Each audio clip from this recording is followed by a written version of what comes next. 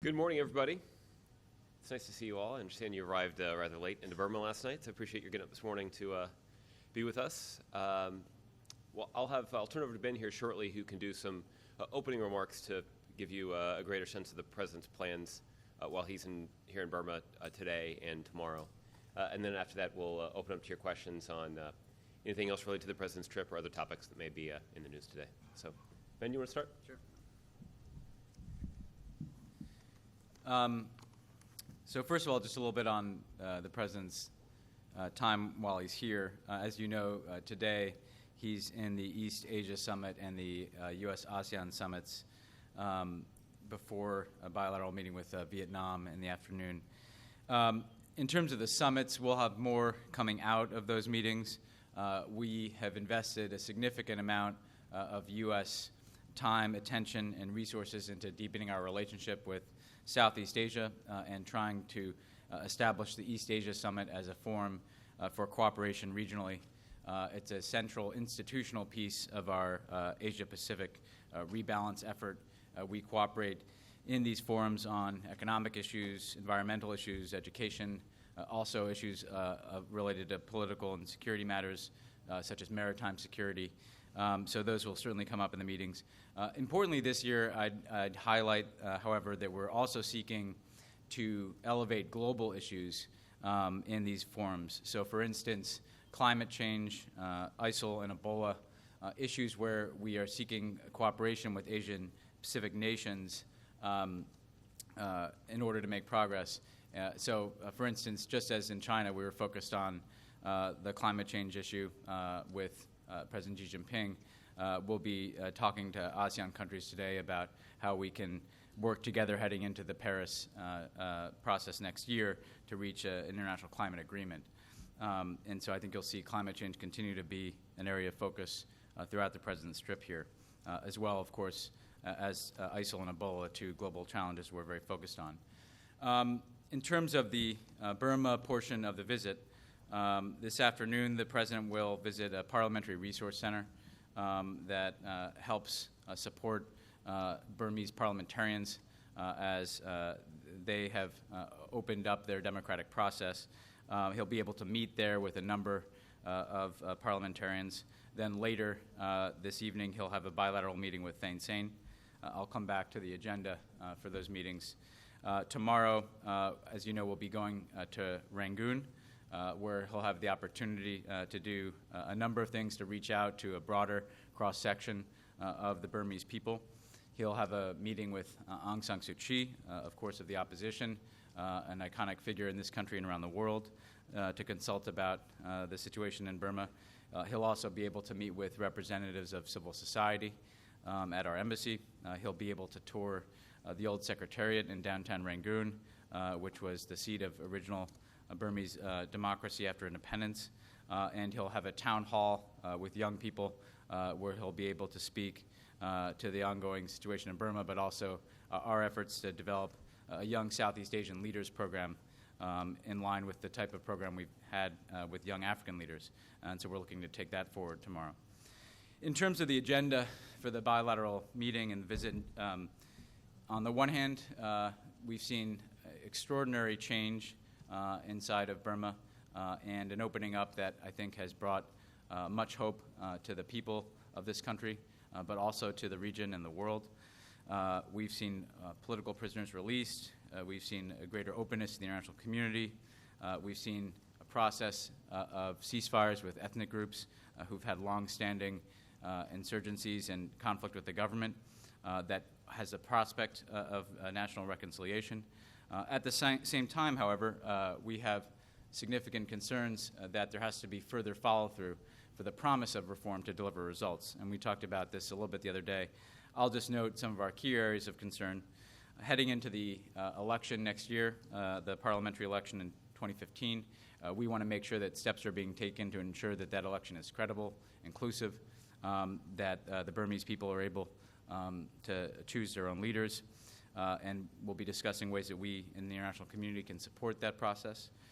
We also believe as part of the political reform process, there needs to be constitutional reform to get at some of the more systematic challenges related with the shift from military to civilian rule. That process has been ongoing here in Burma. There's been a committee that has drafted a variety of proposals for amendments. We would continue to encourage the government to move forward with constitutional reform in parallel to the ongoing preparations for the election.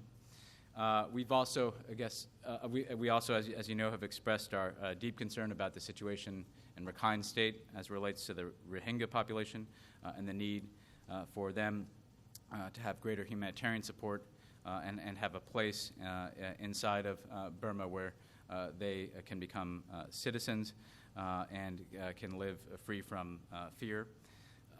So there's a number of areas where I think we'll be pressing the government, a number of areas where we want to indicate a further partnership. We want to see the promise of the reforms that have opened up here in Burma fulfilled. That's going to be a long process, as we discussed the other day. It's going to take many years to complete such a dramatic transition to democracy, but the important thing to us is that this stays on track and that very important milestones like the upcoming election, like the national reconciliation process, are moving forward so that, again, an extraordinary opportunity for this country and the world can be realized. With that, I'm happy to take your questions on anything related to the visit or other foreign policy matters, and Josh, of course, can do any other questions you may have. Julie, do you want to start? Yeah, I had a question for each of you. On the visit, I know this is similar to how you did it last time, but can you just talk about the optics of coming to a country and the president's main meetings and his press conference are with the opposition leader as opposed to the president? What kind of message does that send about where U.S. support is here? And Josh, on Keystone, House and Senate are going to move forward next week on a bill. If it passes, will the president sign it? Do you want to start with Burma? Yeah, sure. Well, the United States has had a long-standing interest in Burma, and one that we've really looked at through the prism of our support for human rights and democracy here. Since the reform process opened up, we sought to engage broadly within the country, given that there are many different political actors who have a voice. We clearly have engaged with the government and Thein Sein and supported efforts that he's undertaken in the reform process. But we've also engaged the opposition, whether that's Aung San Suu Kyi, other civil society actors. With respect to Aung San Suu Kyi specifically, she has done extraordinary things to sacrifice on behalf of democracy and human rights here inside of Burma. Being intermittently under arrest or house arrest for so many years for exactly the type of opportunity that we see today, which is a democratic opening. So she is both a fundamentally important voice inside of Burma on behalf of reform, but she's also, I think, an icon for democracy around the world. So the president always looks forward to an opportunity to talk to her to get her assessment of what's taking place inside the country.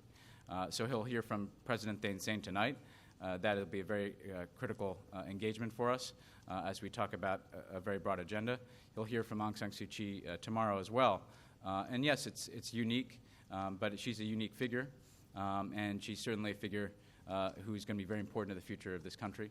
Her party, the NLD, did overwhelmingly well in the last parliamentary election that was held.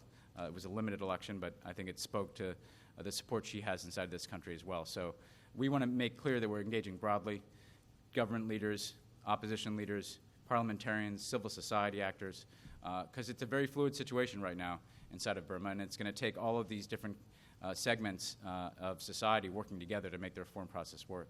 And ultimately, that's also going to include the military. And we want to see the military continue to relinquish its political power and transition to real civilian rule. So I think the president's time sends its own message, and that message is that we want to see inclusivity in the democratic process, and we want to see the reform agenda go forward. Julie, as it relates to the Keystone Pipeline, as you know, this is a project that is continuing to be subjected to a review that's conducted by the State Department. That's consistent with past practice. On projects like this.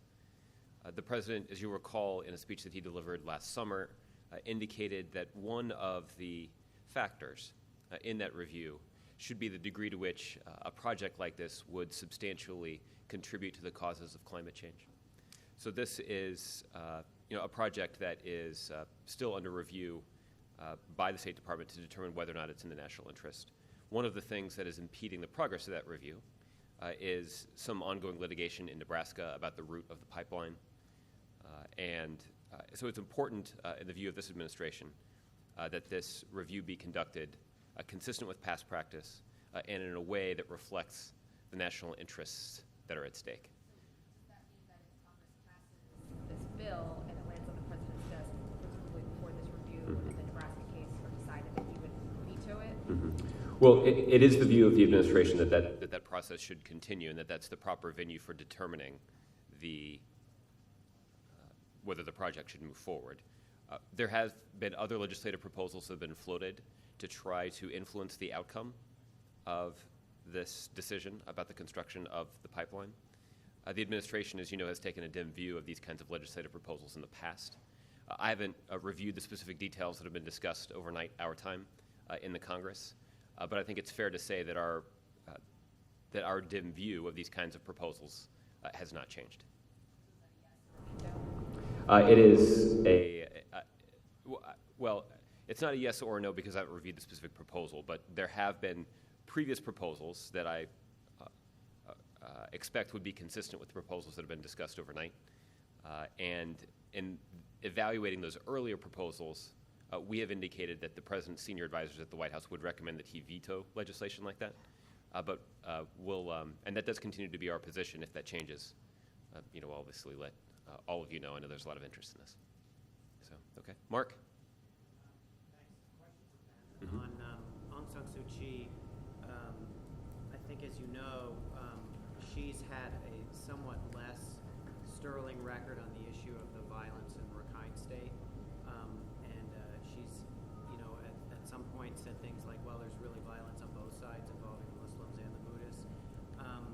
I'm wondering whether the president plans to encourage her, when he sees her tomorrow, to use her moral authority to take a stronger position on that, given that she's one of the people in the country who might be able to make that case most effectively. Well, I think that in all of his engagements, he will be speaking to the need. He'll be speaking to the need for leaders to speak out on behalf of a process in Rakhine State that provides more humanitarian access for the Rohingya, that does not envision them held indefinitely or settled indefinitely in camps, and that allows them to become citizens of this country without having to self-identify as something that they do not believe they are, without having to self-identify that as Bengali. So I think that's a message he'll deliver across the board in his engagements with Burmese leaders. We recognize that this is a very complex issue here in Burma, that there are deeply held views, that there are contested views of history, but that doesn't change the fact that there are certain fundamental universal rights that need to apply for all people. And that when you have a situation where there's a population that is essentially marginalized, unable to have the type of basic humanitarian support that they need, and unable to resolve their status inside of the country through established protocols, that presents a challenge to the reform effort. So for instance, I think one message that he'll carry is the reform process is important, hugely important to the future of this country. What happens with constitutional reform, what happens in the election next year is going to be hugely important to determine whether or not the democratic transition moves forward. The national reconciliation process and the different ceasefires with ethnic groups will be historically significant for the future of Burma. Resolving decades-old issues potentially and allowing for there to be peace in a country that has had way too much conflict over the years. That said, that reform process could be put at risk if we see a continued deterioration in the humanitarian situation in Rakhine State. The international community's concern for the situation there and frankly the possibility for greater humanitarian suffering or violence, that could pose a threat to the broader project here inside of Burma, because it could be an instigator for violence, suffering, and actions that will invite the grave concern of the international community. So we'd like to see everybody speak out on behalf of a fair resolution to this issue that addresses the fundamental rights of the Rohingya population. And again, with respect to Aung San Suu Kyi specifically, yes, she is an opposition figure right now. The national government has a unique responsibility. The local actors on the ground have unique responsibility. But we believe that all leaders across the political spectrum can play a role in speaking out. Her voice is obviously critically important. And so on all of these issues that are going to be important to the future of Burma, we will, I think, stake out our principles, and we would encourage leaders here inside of Burma to recognize that the success of the reform effort is going to depend on a variety of different challenges in the years to come. Chrissy? Thanks, Scott. And if I could just follow up on that, Aung San Suu Kyi in recent days, according to local reports, has been telling people that the president should come and take a harder line with the government. I wonder if she's complained to you, if she's expressed this to you, if you adjusted your message at all in response. And could you also just talk a little bit about the state of relations between the administration and her? The state of relations between the administration and her is very good. The president, when he called President Thein Sein before coming out here, also called Aung San Suu Kyi. When our ambassador engages different Burmese leaders, he's in very regular contact with Aung San Suu Kyi. And so we've had a very open and transparent dialogue with her about our policies, about her concerns. Look, she has issues that she feels strongly about, and they're very much in line with the issues that we've continually raised with the government. Specifically, that the election next year has to be a credible and inclusive election that allows for participation for her party and other parties inside of Burma. But also, the issue I think that she's been very focused on is constitutional reform. And we very much agree with the notion that there needs to be a constitutional reform process that reduces the role of the military, that completes the transition to civilian rule, that allows for ethnic participation, and that allows the people of Burma to genuinely choose their own leaders. And so that's what she's been engaged in as a parliamentarian, along with projects that improve the lives of her constituents. Look, she's, again, as an opposition figure, and as someone who's been advocate for democracy for so many years here, is going to hold everybody's feet to the fire. And that's a good thing. We welcome that. We welcome her skepticism. I think because we all recognize that we can't deter our attention from the very hard things that have to be done in this country until we continue to see these milestones like the election, like the nationwide ceasefire that's being negotiated. Until we see those followed through on, I think it's good for her to have a heavy dose of skepticism, and we welcome that. Major?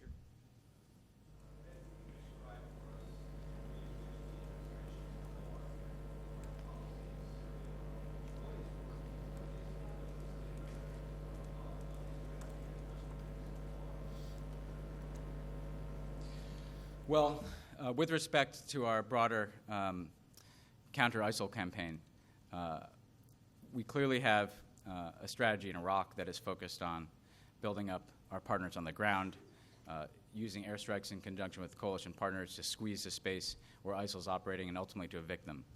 In Syria, the challenge is much greater because we don't have a similar partner on the ground. In terms of the specifics of your question, Major, I think our military effort has been successful in degrading ISIL inside of Syria. So we've been able to take out key financial nodes. We've been able to take out masses of ISIL fighters around Kobani, blunt their momentum there. We've been able to disrupt some of their activities through the fundamental denial of a safe haven because of our air campaign. On the other hand, it's going to take more time to address the long-standing issues that are going to ultimately allow us to destroy ISIL, but also bring a measure of stability to Syria.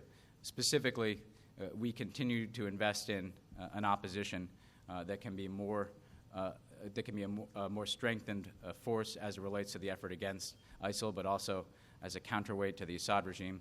And there's a political process that we believe needs to be reignited to allow for a transition inside of Syria to a new government. Ultimately, only a political transition is going to stabilize the situation. So as the president looks at this, we are going to do what is necessary to take action against ISIL, to degrade their capabilities, to build up our efforts on the Iraqi side of the border, to get them out of these safe havens. In Syria, candidly, it's going to be a longer-term effort to build up a partner on the ground and also to support a political process that can lead to a transition. And so these are the types of issues that we're working on a regular basis with our coalition partners and within our own government. Political transition and putting together not necessarily a formidable opposition, but just an organized, recognizable one. Does the president feel he has, or what he's done so far, has in fact failed? I think the president believes that this has been an incredibly difficult challenge, and that there are no easy options here. There's not, so it's not so much the measure of whether or not what we've done has succeeded and failed. It's how do we deal with an incredibly complex and difficult challenge where, frankly, there's not been a lot of good or easy options to draw on. We do believe we have more leverage right now, given that we are taking action inside of Syria, given that we do have the authorization for the train and equip mission with the opposition, and that we do have this coalition. So what's changed in the last several months is, we have a lot more skin in the game in terms of our ability to press the issue in Syria against ISIL, but also to use this moment where we're pressing the issue against ISIL to try to reignite the political process. And we've talked to the UN representative, de Masturo, about his ongoing efforts. The president talks on the margins of these meetings with different leaders about that effort. But clearly, no one's satisfied with the situation in Syria as it currently stands. We haven't been satisfied for years, given the loss of life there, the destabilization, the flow of refugees out of the country. And that means we're always going to be taking a hard look at what more we can do to effectively degrade and ultimately destroy ISIL, but also support a return to a stable Syria where there's been a transition to a new government that can have the confidence of more of the Syrian people. Kristen. Thanks, and Josh, thanks. Following up on something that Christy was asking, Aung San Suu Kyi was also quoted as saying that the transition to democracy has stalled here. Would you go that far? Would you use that language? And are there any discussions underway about scaling back some of what was given to Burma, for example, the sanctions? Are there any discussions about imposing new sanctions? And then on Ukraine, can you comment on the reports that Russian troops are moving in? And was it a missed opportunity on the part of President Obama not to raise that issue during this last summit publicly? So I think parts of the reform effort have stalled, parts have moved forward, and parts we've even seen things move backward. So I think it's a mixed picture. I think we do see continued progress in that there is open political debate here. There are political prisoners who've been released. There's a political culture and environment here that just did not exist a few years ago. The president will be seeing parliamentarians. There was not a functioning, active parliament several years ago. On the other hand, we've seen certain aspects of the reform process stalled, like the progress on negotiating a nationwide ceasefire. There's been good progress there, but they haven't closed the deal in terms of taking all these different individual ceasefires with ethnic groups and turning it into a nationwide process. The constitutional reform has moved forward, but it's moved forward slowly. And they have an opportunity, though. There's a clear marker out there with this election next year. And so, what we've said is let's use the opportunity of the constitutional process and the election to make sure that the reform effort is moving forward. I think we do need, and as I said, I think the area where we've seen some backsliding is in Rakhine State in particular, where there needs to be more concerted action. But I think we do need some perspective here, that a country that was completely closed to the international community, completely closed in terms of its politics, completely dominated by the military, with Aung San Suu Kyi under house arrest just several years ago, has now opened up in a very dramatic way and is going to be undergoing a transition for a number of years. And no country goes through that process quickly or easily. And frankly, working through this deliberately, working collaboratively within the country so that there are efforts made to engage with different political actors about the way forward, I think is a healthy way of doing things. We've seen in other parts of the world, sometimes more overwhelming revolutions can bring about more rapid challenges. So it's going to take time, but the fact that it's going to take time cannot serve as an excuse to not use the very clear opportunities that exist around an election, a constitutional reform process. And so that's where we want to see the government moving forward and the different political leaders working together. Was there another aspect to your Burma question? Sanctions. So we maintain that our sanctions authorities are in place. So we have relaxed sanctions, but the sanctions authorities are there. And when we see the need to take action, we can do that. So as recently as a couple of weeks ago, an individual was added to our sanctions list because we saw him as taking steps that were blocking the reform effort. I would say that while we've seen the U.S. come in with assistance, and you've seen some U.S. investment here, that there's much more that could be done. We have, for instance, had very limited military-to-military engagement here in Burma. Our businesses still know that there are sanctions in place, and they know that there's an election coming up next year. USAID could do more in support of a nationwide ceasefire and reconciliation process. So if we see continued steps in the right direction, there's a lot more that we could be doing and would be doing to incentivize that in terms of U.S. government action, investment. But our fundamental view is it's better for us to be engaged. It's better for us to be here on the ground. A lot of what USAID does in development is in service of the ceasefire process, in service of reform. Our businesses, I think, bring good practices into Burma when they come here. They're more transparent. They can help create development that is more broadly shared. So we're going to be engaged because when our voice is in the room, we believe it helps the outcomes that we all seek here, which is a successful democratic transition. With respect to Ukraine, the president did raise this issue with the relevant leaders he's seen. When he saw President Putin, he made clear the importance of abiding by and respecting the Minsk agreement. And we've been very clear in expressing our concern about the recent reports of Russian military support flowing across the border to the separatists. So this will continue to be a topic of discussion, less so here where we're meeting with Asian countries, but certainly at the G20, I imagine the President will have a chance to see his European counterparts, Chancellor Merkel and others, and be able to have discussions on the margins there about the situation in Ukraine. A couple questions for you, Ben, and then one for Josh. First of all, on the war crimes issue, do you expect the President to bring this up with the President here, to ask whether or not he's going to proceed to trial with any of these folks who have been accused of war crimes by the Harvard researchers? And is the war crime issue an impediment to the military government releasing some of their power? Are they concerned that if they release power that it will mean, in fact, trials for them? And just, if you could, in a general way, for viewers who are not up to speed on this, when will the United States recognize Myanmar as the name of the country? Yeah. What would have to happen for that to happen? And just one for Josh, on the immigration, has the President already decided what he's going to do and is now just waiting to get back and decide when he's going to do it at this point? So on the name issue, we essentially use it interchangeably. In our diplomatic engagements with government officials, we refer to Myanmar. The President, when he's here, you'll hear him refer to Myanmar and Burma. So we have an official policy that has been longstanding that recognizes the country as Burma. But in practice, we use both names interchangeably. In terms of making a formal shift to Myanmar, I think that's something that we wouldn't necessarily peg to an event It's something that we'll evaluate going forward. But in practice, I think we're very comfortable using both names.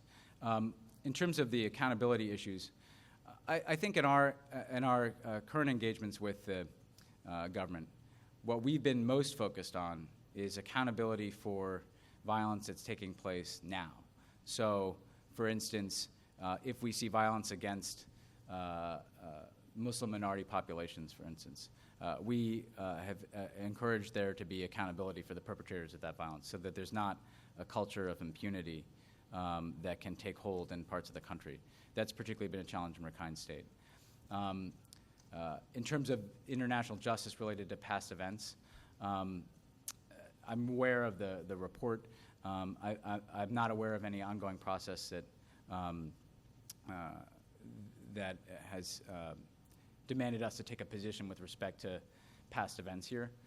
So we believe that the best thing that can be done is to look forward to make sure that there's accountability if there's violence against minority populations, minority populations going forward, that in these ceasefire processes, and this is what gets at the underlying issues that have, I think, been the subject of some of those reports, that these are not cosmetic, right? That the military is not just declaring a ceasefire with an ethnic group so that the shooting stops, but that the underlying problems, internally displaced peoples, the political participation for these ethnic minorities, that those are addressed in a genuine way so that they, again, can come into full investment in the reform process here. So we look at allegations in the past, and by the way, people who've been engaged in those efforts tend to be the people who are on our sanctions list. So we've enforced our own accountability over the years when we've seen individual members of the military who we believe were engaged in crimes and human rights violations. That's the basis of our sanctions. So we've enforced our accountability. We want the government to make sure that they're holding people accountable, whether it's individuals or government actors. If there's violence that's ongoing, I'll have to see what the status of the process is as it relates to any international justice related to past events. I'll come right back to you, Carol. So, Jim, just to answer your question on immigration, the president has not made a final decision at this point about exactly what will be included in the administrative steps that he will take to try to address some of the problems associated with our broken immigration system. As you know, the president is still planning to make some decisions and announce them prior to the end of this calendar year. That should be an indication to you that the president is nearing a final decision. In that process, the president has met with Secretary Johnson and Attorney General Holder, who have chiefly been responsible for evaluating what sort of options are at the president's disposal to deal with this. The president met very recently, just within the last week, with Secretary of Johnson to discuss the status of that. And I would anticipate that the president will receive some final recommendations from the secretary relatively soon, but certainly not before the conclusion of this trip to Asia.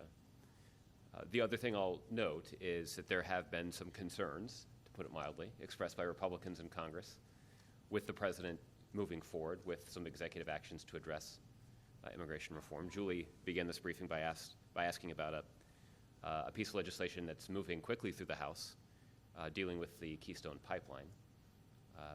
The fact that we're in the lame duck session certainly hasn't affected House Republicans' decision to act quickly on the Keystone Pipeline. There's no reason the fact that the House is in lame duck session that should affect their ability or even interest in bringing to the floor bipartisan legislation that's already passed the United States Senate to deal with immigration reform. So that would be. The president will wait until Congress is finished before he announces, so that he can see whether or not they do act before going home in early December? No, it does not mean that the president will wait. The House has certainly had ample responsibility. And again, what we're asking for here is not necessarily for the House of Representatives to begin a long process associated with committee meetings and other things. That long process has already taken place in bipartisan fashion through the United States Senate. So what we're seeking is something that should not consume a lot of time on the legislative calendar.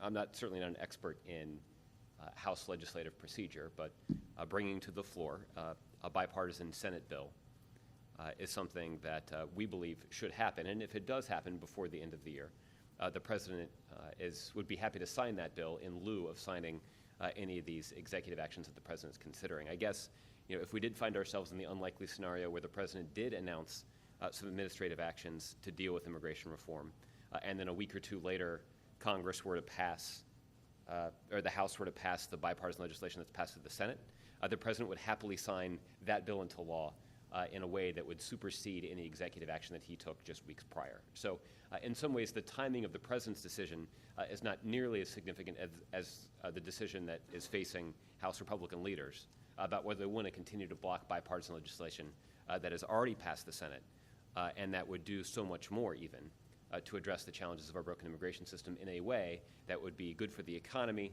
that would strengthen our border security, and that would reduce the deficit. The president's decision is not related to the Congress acting in either way before the end of the year. No, other than if Congress does act before the end of the year to pass the, when I say, let me try to be more specific.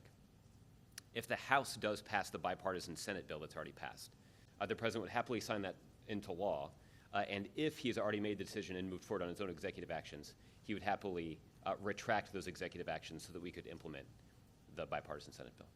Okay? Sure. What if the House would bring the Senate bill to the floor and vote it down? We think that that's not likely to happen. What if the Republicans decided to stop the president from doing this? Yeah. They would shift and just vote no. Would even bringing it to the floor slow this process down? Let's have them bring it to the floor and let's find out. I think that's what I would say, right? We've got an opportunity to evaluate the situation. It's a hypothetical, a legitimate one to raise. So let's test the proposition. Jim. Speaking of congressional Republicans, I'm sure you noticed Mitch McConnell, in response to the president's climate deal that he announced in Beijing yesterday, said that it requires the Chinese to do nothing at all for 16 years. And I'm just curious what your response is to that. And then, what do you make of, in a background call with reporters, there were some administration officials saying that you think that you could potentially meet some of these requirements unilaterally without going through the Congress.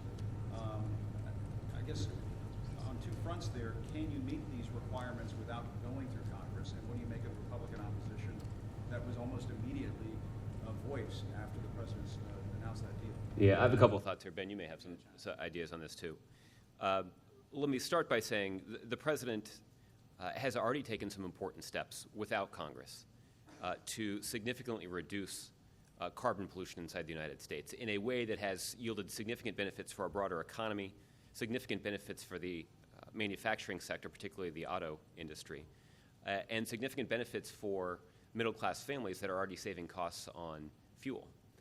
The most prominent of these examples is the steps the president took to raise fuel efficiency standards for cars, trucks, and even some heavy vehicles inside the United States. That has already had an impact on reducing carbon pollution, and as the fleet turns over, right? So as older cars go off the roads and as newer cars take their place on the roads, the benefit of those regulatory decisions will only increase. Again, both in a way that reduces carbon pollution, but also in a way that lowers fuel costs for middle-class families and businesses all across the country. So that's the first thing. There are a number of other steps that the president has announced through his executive authority that will also have an impact in reducing carbon pollution. The most prominent of these is, of course, the power plant rule that the president has discussed quite a bit over the last year. There have been some regulations that were rolled out on this over the summer. Again, these are rules that will yield significant economic and public health benefits for the American people and will have a broader impact on some of the impacts of climate change. It also puts the United States in a position where we can continue to lead the international community to confront this problem.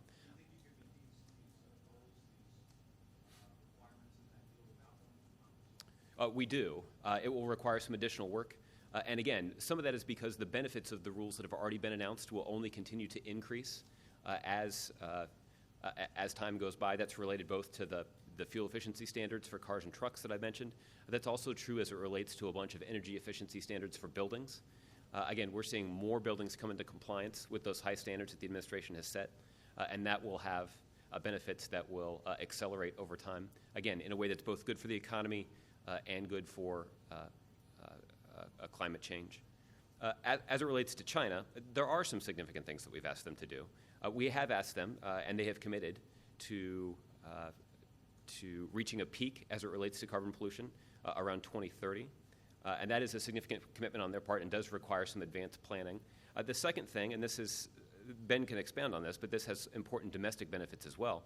The Chinese have also committed to significantly phase down the amount of energy or power that is produced from coal-fired plants and replace them with plants that are fueled by renewable energy.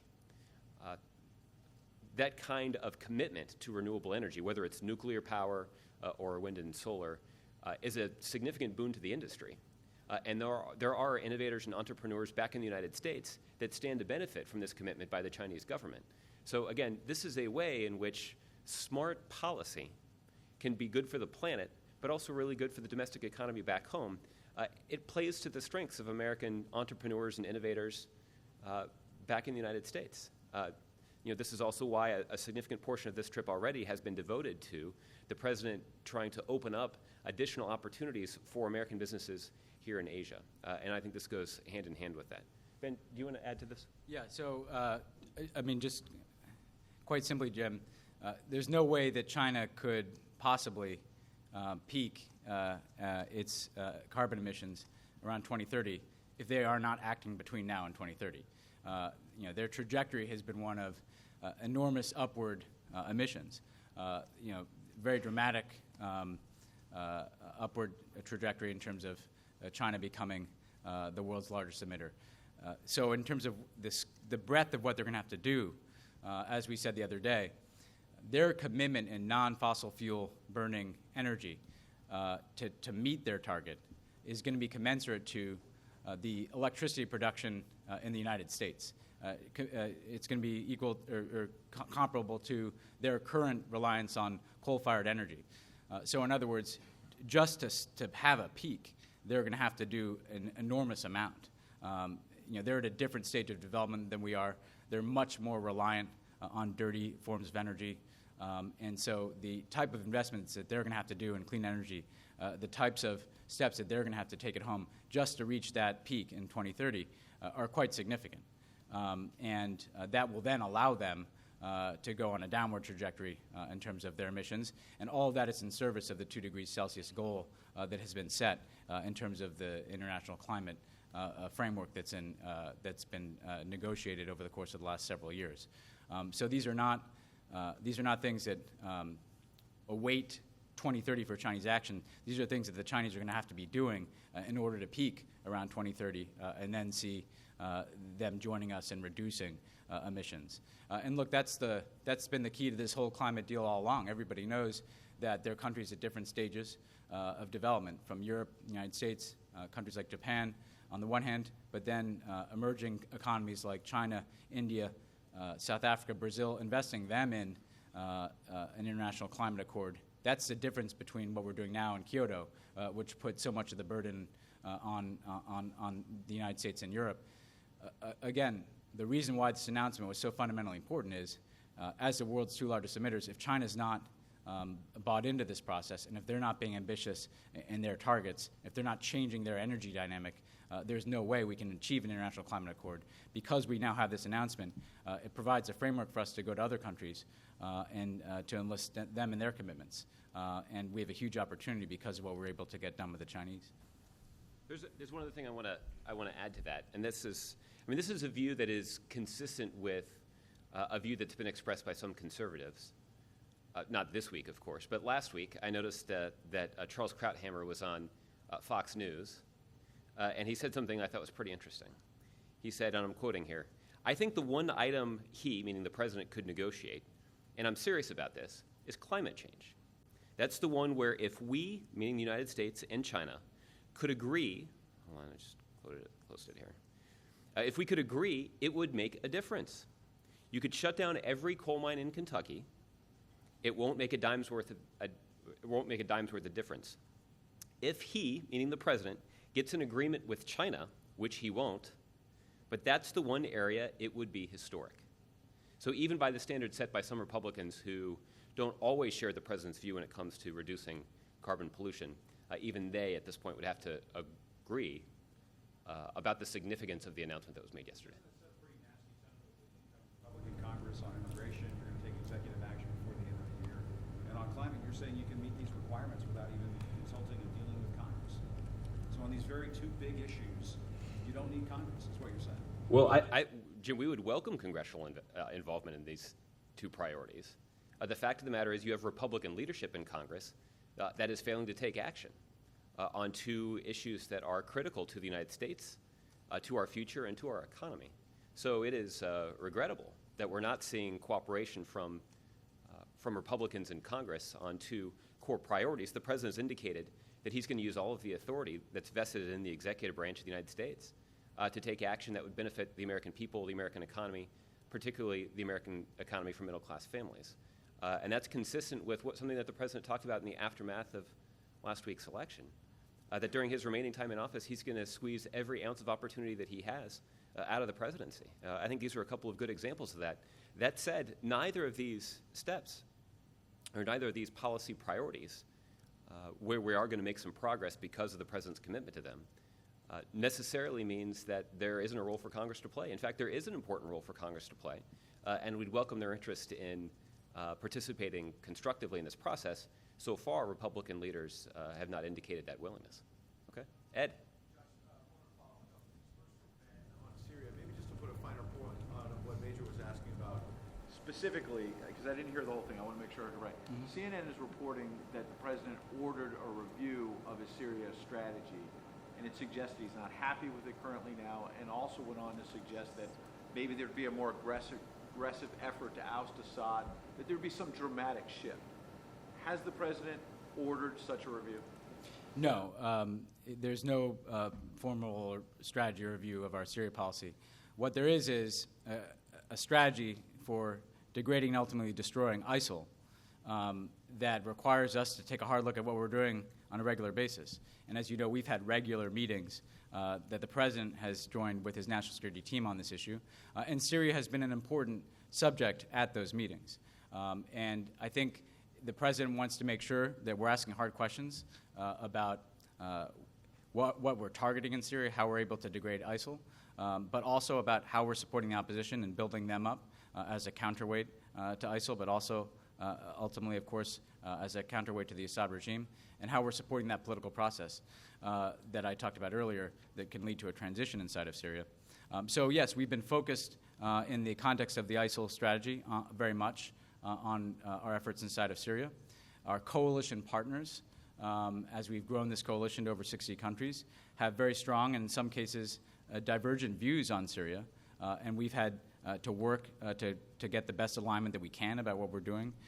So this is an issue that is worked actively, and it certainly is the case that Syria has been a focus of recent discussions, along with other elements of our strategy like the deployment of additional U.S. military personnel to Iraq. So this is in the context of what we've been doing. It has been a focus because, as we've acknowledged, the Syria challenge, as difficult as Iraq is, the Syria challenge is going to be that much harder given the absence of a partner on the ground and given the very significant challenges related to the Assad regime. While you've been here, the President's been here, there's videotape from Jonathan Gruber, who was one of the architects of the law, came out. Among the things he said was that the bill was originally written in a very tortured way, in his words, to kind of mislead people about the taxes in the law and other parts of the law. He went on to say, quote, a lack of transparency was a huge political advantage for the President in terms of selling it to the American people. I thought it was just the opposite. Didn't the President promise unprecedented transparency? Why would one of the architects of the law suggest that you were misleading people? Well, I'm not sure, frankly, Ed. The fact of the matter is the process associated with writing and passing and implementing the Affordable Care Act has been extraordinarily transparent. We all sat through many town hall meetings and discussions where this piece of legislation was vigorously debated by people on both sides. There was even a meeting that the President convened at Blair House with Republicans to discuss this policy proposal. It was, as you know, broadcast by C-SPAN. There was a steadfast commitment by this administration to make sure that people had good insight into the benefits of the law. The fact is, we spent a lot of time talking about one of those benefits, and that is the fact that individuals could receive tax credits from the federal government to make their health care costs more affordable. The fact is, I think it's actually Republicans who haven't been particularly transparent or even honest about the true impact of those. About some of the downsides, saying that if we had told people, that sick people were going to get more benefits, healthy people would pay more, and not tax credits, but people paying higher taxes. In CBO, he said scoring it as a tax, that was going to hurt you. He wasn't talking about the benefits. He was saying that some of the negative sides, you misled people. Well, again, it sounds like you may have watched the video a few more times than I have. Right. Again, I think you probably watched it more than I have, so I'm not going to quibble with what he actually said. I do think that the question that you raised is about the commitment to transparency that was embodied in the process of writing and passing the Affordable Care Act. And again, I think the president is proud of the transparent process that was undertaken to pass that bill into law. And again, I do think that the benefits are transparent to people who have gone to the website and evaluated the health care options that are available to them. In many cases, these are higher quality, more affordable options than had ever been available to them. This does lead me to one other segue, which is that there is an opportunity for people now, in advance of the enrollment period, to go onto the website and to begin shopping. And that, again, is a commitment that this administration has made to trying to give people as much information as possible, as soon as possible, so that they can make the kinds of decisions that are in the best interests of their families or their small business. So, Video, he also says that he says, call it what you will, the stupidity of the American voter. If we had been more transparent, this wouldn't have passed. To suggest that voters are stupid and that's how you passed it, you don't feel bad about that at all? I disagree vigorously with that assessment, I think is what I would say. I think the fact of the matter is this was a very difficult undertaking. But ultimately, this is a law that has had significant benefits for millions of people that have been able to sign up through the marketplaces established by the Affordable Care Act. We're nearing the open enrollment period once again, where millions more people will have the opportunity to at least go online and shop to see if they can get a better deal for their family through the Obamacare marketplaces. We certainly would hope that people would take advantage of that opportunity to see if they find something that's in their best interest.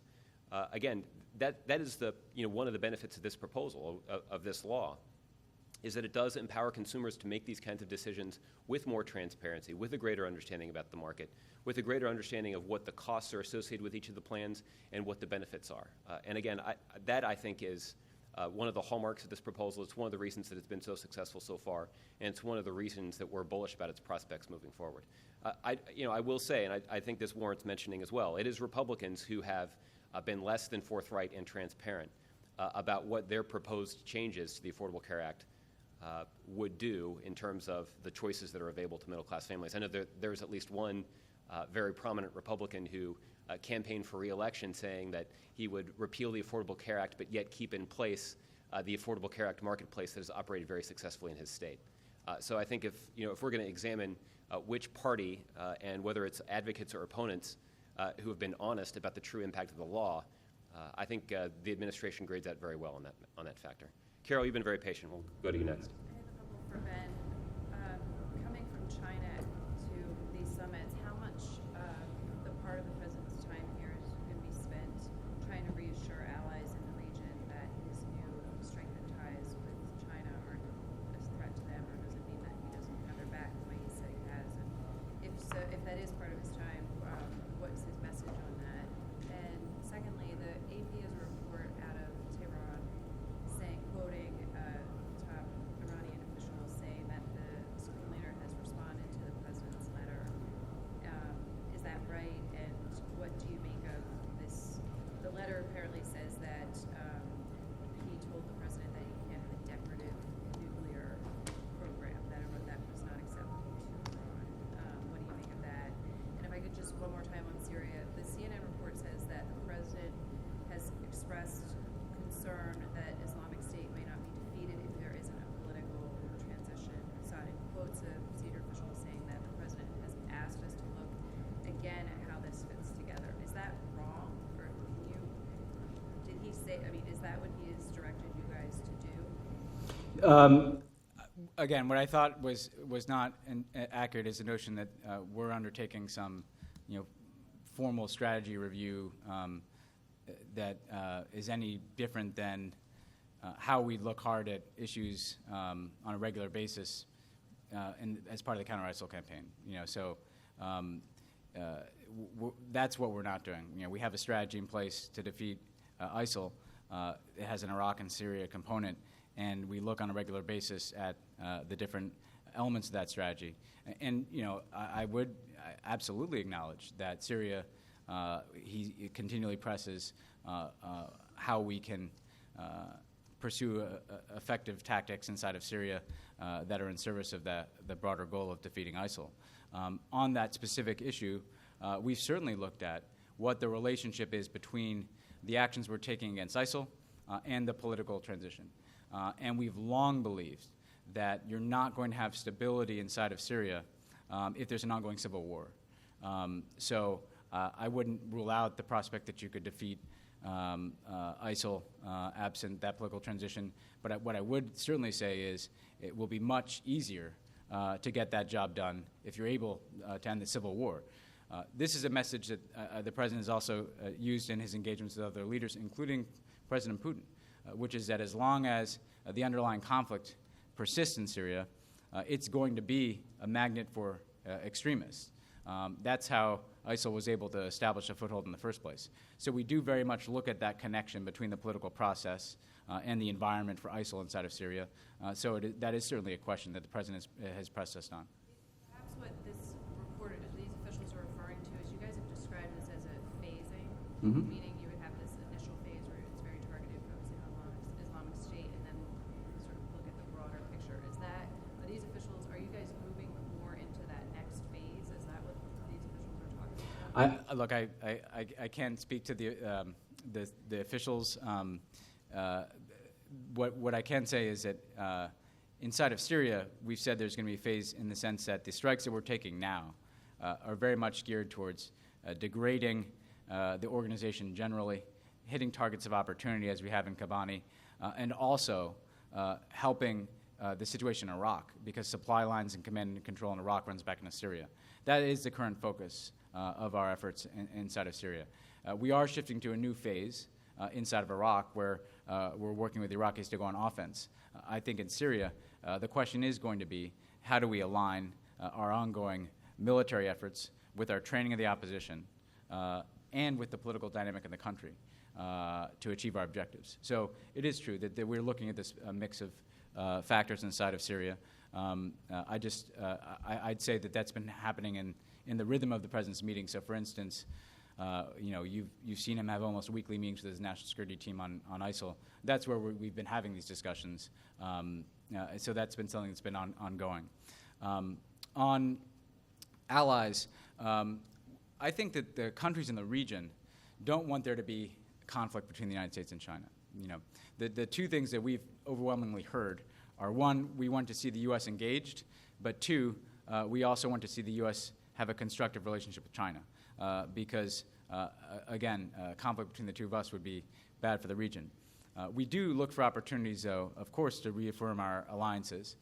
At APEC, the President went out of his way to speak with President Park of South Korea and Prime Minister Abe of Japan to discuss with them the recent trip from Director Clapper to North Korea, for instance. We'll be meeting on a trilateral basis with Prime Minister Abbott and Prime Minister Abe when we're in Australia. That is geared at not just strengthening our alliances, but we've been working to make sure our allies are working well together as well. You saw the trilateral meeting, of course, with Japan and South Korea that we had. So yes, we will be looking to obviously reaffirm our alliances, but I think a good relationship on a set of issues with China does not come at the expense of the interests of American allies in the region. It can be in service of those interests because it can help be a stabilizing factor here in the region. We'll also meet with Vietnam today, which is not, of course, an ally of the United States, but we do partner together on a range of issues. And we have been in discussions with Vietnam on the Trans-Pacific Partnership trade agreement that they're a part of, on maritime security issues in the South China Sea. We have supported efforts within ASEAN that Vietnam has been a part of to reduce tensions and negotiate a code of conduct with China, and then also to have a rules-based way of resolving disputes. So our engagement is going to be broad. It's going to include China, our allies, but also emerging partners like Vietnam as well. On the correspondence, we're not going to get into the details of the President's correspondence with other leaders in this, in the instance that you cite. I think with respect to our engagement with Iran, the Supreme Leader has said that there's a fatwa against the development of nuclear weapons inside of Iran, that their program is peaceful.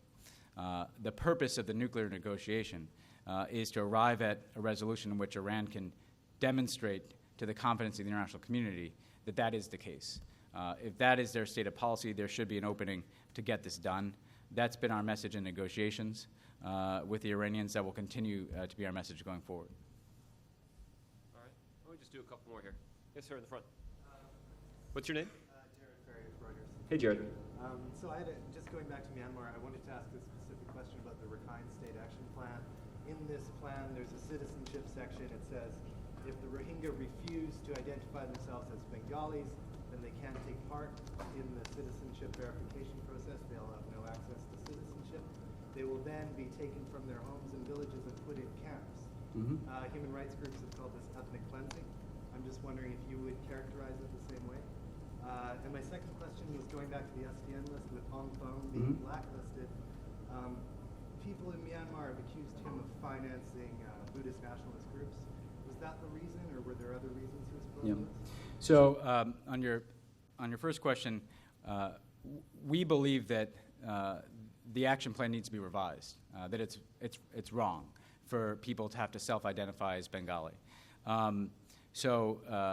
Again, the notion that in order to access citizenship, you have to identify as something that you do not believe you are, that is a policy we believe that is going to only serve in marginalizing the Rohingya and is not going to bring stability to Rakhine State. We've made our views clear. We'll continue to do so. We'd like to see a revised action plan that can allow for the Rohingya to become citizens through a normal process without having to do that type of self-identification. With respect to the SDN list, we have a variety of factors that we draw on. I think it's fair to say that we have seen him as a spoiler in some of the reform efforts, and that includes a potential association with the incitement of tensions in different parts of the country. Again, Treasury has restrictions over how much detail we put out on these matters, but as a general point, the SDN list exists so that if we see people who we believe are working against the interests of reform and stability, we have a tool that we can use to impose a consequence. I will say, I will take the opportunity, since we're back on Burma, and we were talking about Senator McConnell earlier, to note that this is an issue where we've had important bipartisan interest in the Burma policy for many years. And the sanctions regime that has been put in place was the work of bipartisanship. And as we've relaxed sanctions, we've consulted closely with Congress. But in particular, Senator McConnell has been a champion of democracy here in Burma. This is an area where I think we certainly believe he's shown leadership. And he has, of course, a close relationship to Aung San Suu Kyi as well, and follows events here in the country. So I did want to note that this is an area where we very much welcome the bipartisan interest, including from the next Senate Majority Leader. We're all about making sure that we're giving credit where credit's due here. That's good. Peter, I'll give you the last one here. Well, thank you, Ben. Back on the discussions on Ukraine that the president had with Putin, in those brief talks, did the president get any better sense at all of what Putin's plans are there, what his mindset is on it, where Russia is going with this going forward? No, I don't want to overstate. That. I think, President Putin knows where we're coming from. We certainly have a sense of where he's coming from. Often you hear the right things from the Russian government, in terms of upholding the Minsk agreement, but then the actions don't follow suit. So I guess I'd just say that we didn't hear anything, substantively different than I think what the normal exchanges with the Russians on this issue. They have expressed commitment to support the Minsk agreement, but we really need to see that followed by action. And so we'll continue to consult with our partners on this, with the Ukrainian government, and our message to the Russian government will continue to be, you're a part of the framework that brought about the Minsk agreement with the separatists, with the government. That is the opportunity towards a de-escalation here and resolving the issues. We cannot see the type of military buildup in the separatist-held areas going forward if the Minsk agreement is going to succeed. It's been so long since they've had substantive conversations, at least that we know of. How would you characterize the tone of their chats? I think that, from what I understand, I wasn't there, but from what I understand, that they were relatively brief, business-like, straightforward, on the margins of the APEC meeting. That in addition to Ukraine, they were able to touch on the Iran negotiations, where we have been working cooperatively with the Russians, as well as the situation in Syria. So I believe they spoke briefly a number of times, I think 10, 15-minute range maybe, not a formal meeting, but just, again, discussions on the margins of the APEC sessions. I don't anticipate that. Again, we'll keep you apprised if they do. I do expect that the president will want to, again, on the margins of that meeting, be able to check in with his key European counterparts, Chancellor Merkel, President Hollande, Prime Minister Cameron. Again, not necessarily formal meetings, but certainly they'll have opportunities to speak, and they've been key towards sending a shared message to the Russians and the Ukrainian government. So it'll be an opportunity for him to check in with them. Thanks a lot, everybody. Have a good afternoon.